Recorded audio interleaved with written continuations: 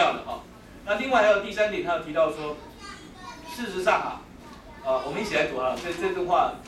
这段话这个讲的蛮贴切的哈。第3小点，有些人说，人如果外面的行为好，就可以不开口，请记得，能说这样话的人，如果行为不好一点，谁也不会去说他。但是如果你站起来承认说我是基督徒，那你的行为一不好，就会有人来说话，马上有人来责备你。只要行为好，而不要口里承认主的，乃是留下机会叫他的行为不好，乃是留下机会叫他自己逃避人的责备。所以千万不要相信说行为改了就行，口里的承认绝对不可少，开口承认是绝对应该做的事。对，也就是说我们要靠着好行为才能这个来说我们是一个基督徒。都是我们有这样一个想法，事实上照着经历，我们事实上就是给自己留下一个台阶，留下一个后路，就是怕说我不好，别人会骂我。万一我说基督徒我不好，人家骂我。感谢主，事实上到底人骂你，人不骂你，都还不是因为我们这个人的关系，是因为主的关系。因为这个世界的王是恨主的，即使你行为非常好，即使你做了很多的，因了信主以后，你依然做了很多好像人一般所说的好事，但是呢，这个撒旦总是在背后有另外一种原因在那里，因为要抵挡主，因着要诽谤主，所以呢，我们连带的也会受了一些的批评。但是所以圣经说，我们若是为主的名受辱骂，那是有福的；为以说必波的人，乃是有福的。因为呢，他们不是针对我们这个人来的，他乃是针对主来的。所以我们承不承认主，还不在于我们的行为好或坏，乃在于我们这个人里面有一个心我们愿意在主面前做见证。即使我们好，即使我们不好，我们都是属主的人。那另外的话，第2点这里要提到说，还有另外一个怕，就是怕基督徒做不到底。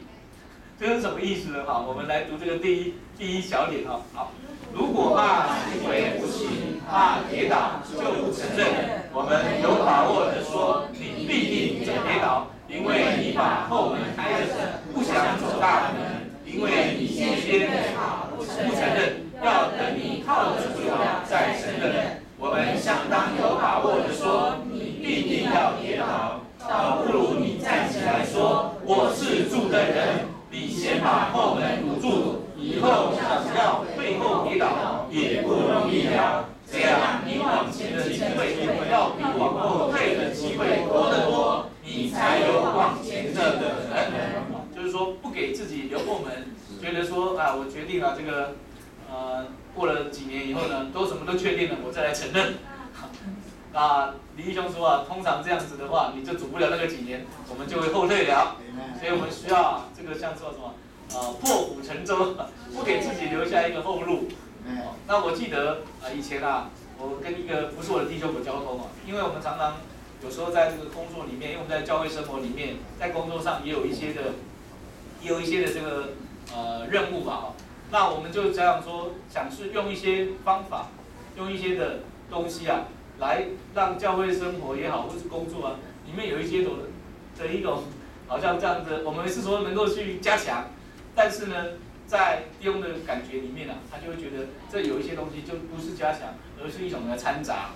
因为我们知道这个教会里面都是属天神圣的事物，那我们在地上有许多的东西都是在地上的。他说你这样的想法就有点像是你一手要抓天一手要抓地，到最后你就悬在半空中，上不了天也下不了地，变成悬在空中漂浮的但是呢，很特别的一点，他说只要我们愿意抓住天，事实上地也是我们的，因为万有都是主的，只是我们的心实在太小了，我们觉得说我这里抓住，这里抓住才会觉得安全。但是呢，其实当我们又要这样抓的时候，我们就悬在空中，反而什么都抓不到。那当然，有的人他是以抓住地为主的，就是我就是死死的抓着地，到最后他就跟着这个地。进到这个火湖里了，这也是非常可惜的。但是呢，我们若是一手抓住天，两手抓住天，只抓住天，事实上这地也是我们的。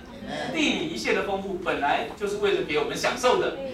所以实在求主啊，给我们啊有一个更广阔的眼光。我们不是开个后门走小路，我们乃是开大门走大路。我们这个路要直到天上去的。感谢主，我们这个基督徒也是要做到底的。那所以这里，那主就说啊，在这里这个李义兄他有引经历里面的说啊，说事实上啊，神啊在这里有赐下2项，啊，一个是啊拯救我们，第二个呢是保守我们。我们常常有唱过一首诗歌说，我也知道我们所信的是谁，也知道他能够保守我们所托付他的，要都完备，直到那日。主不仅拯救我们，拯救我们就是他付了代价把我们买回来，这是一件事。但是呢，他说啊，我们在经历里面，我们不会说啊，这个买的东西我看一看，放在那里就丢掉，然后再去买另外一个，不是。主把我们买回来以后，乃是把它保守在他自己里面，保守在就是一直啊持守着我们，把我们保护在里面。所以呢，我们不要怕说我们一个基督徒没有办法做到底，不是我们的能力，是我们能够坚持到底，乃是主那个保守的能力，能够把我们一同带到路中。所以不看我们自己，我们看主。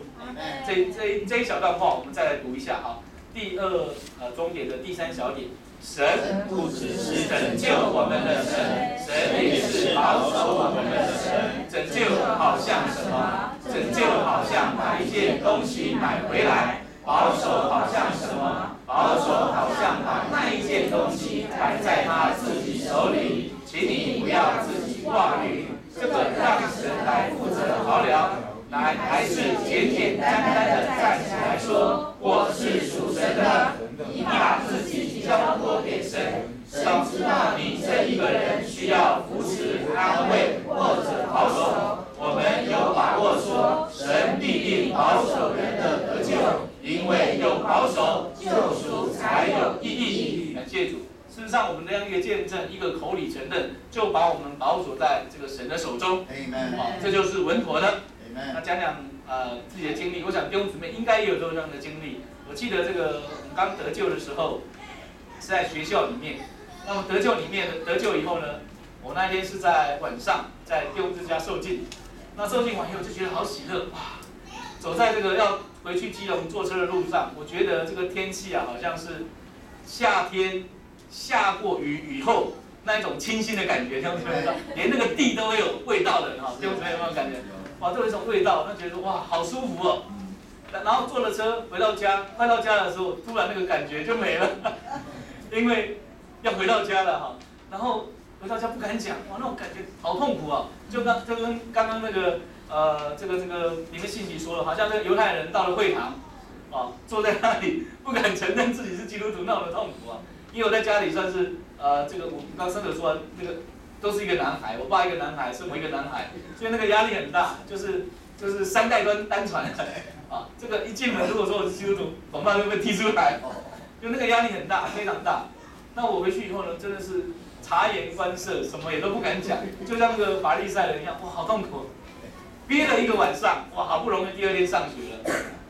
上学啊，这个到学校里面，第一件事情就找到我那个带我去小排那个学长，因为那天受浸的时候他不在，是我的同学带我到弟兄家去的，他不晓得，当时也没有手机嘛，就一打就有了哈，什么都没有。一到学校就马上找到他说：“哈利路亚，我得救了！”哇，那种感觉好像这个好像呼吸了一口这个，好像憋在水里哦，憋了这个1分钟了，那2分钟他就挂了，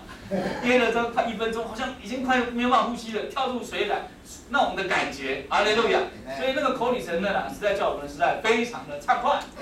那我就尝到那个滋味，又觉得说感谢主啊，实在要保守我们免去这种的惧怕，要好好的在主面前做见证。